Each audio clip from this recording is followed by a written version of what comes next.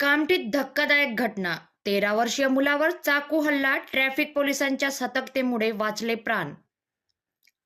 कामठी शहरात आज सायंकाळी पेट्रोलिंग करत असताना ट्रॅफिक विभागाचे मेजर प्रमोद ठाकूर हे चहाच्या टपरीजवळ थांबले असता त्याचवेळी एक धक्कादायक घटना समोर आली.